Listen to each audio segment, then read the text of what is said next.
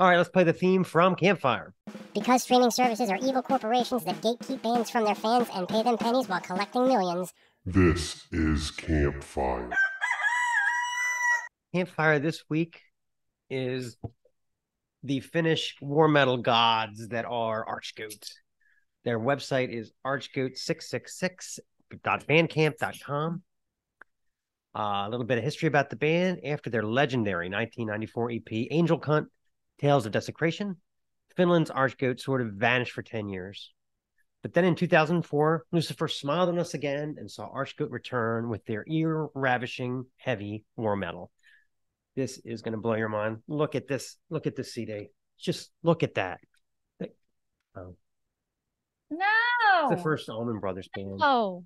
It's the A's. Sorry. It's actually a really good album.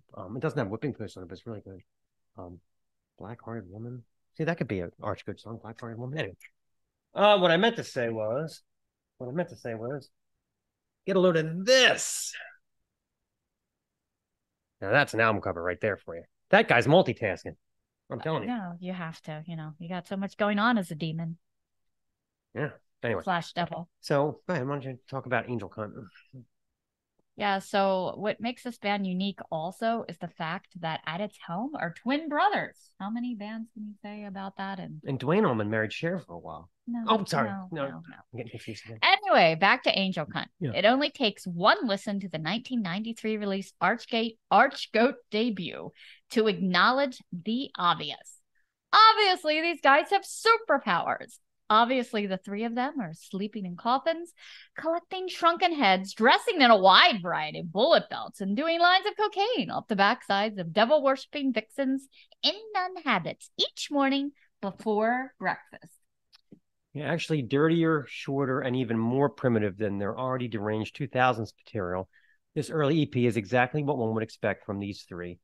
Thudding drums, thick tar-like waves of distorted guitar, sardonic grunting from Runnier, Lord Angel Slayer, I can't pronounce his last name, starts with a P. In typical war metal fashion, we're not looking for a ton of variety here, but there's a church bell or two and the devastatingly filthy Rise of the Black Moon, and their mud crawl slow riffing shows to be an early stage kicking off Soulflay. Also features some fiddling with church organs and spots. While there's no shortage of great riffs, the real blasphemous keepers in the Archgoat catalog would come much later. Still, any self-respecting fan of raw war metal needs to have this one on multiple formats. No, not digital, you dick. So let's play a song. This is Rise of the Black Moon.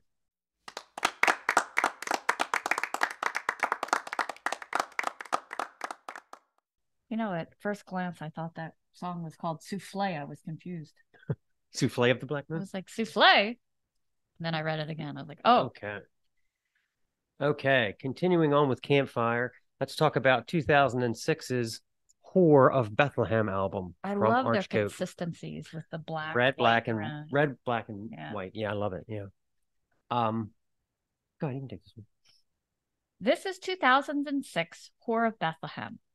Years ago, someone described this as unlistenable, I think. Within minutes, I was on the prowl for it. Yep. These sweat and corpse-painted encrusted demons from Finland do not disappoint, delivering nine hymns to hell, horrors, and hedonism. Liner reads, all the blasphemous scriptures have been summoned by the Archgoat. The goat with the gas mask is a nice touch as well. We're glad we're concerned with the livestock's respiration. The pounding, floorboard shaking fury of drummer Tuomas Karppinen. All right, just call him Sinisterror.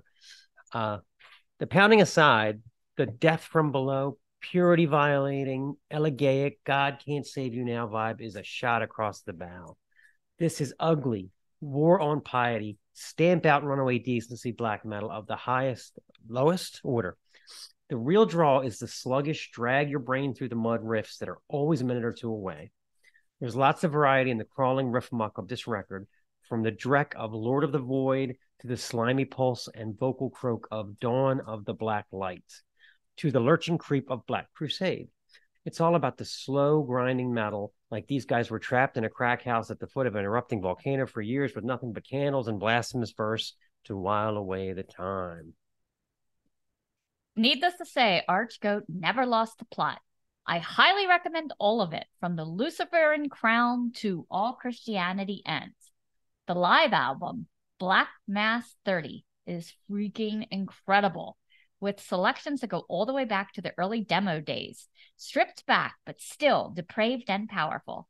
Angel Slayer belches and Butcherer's primal rumbles have the same effect as a beloved death metal spinners of old, just heads down, picks flying, young drummer Tuka Frank storming away in a frightful display of poser holocaust.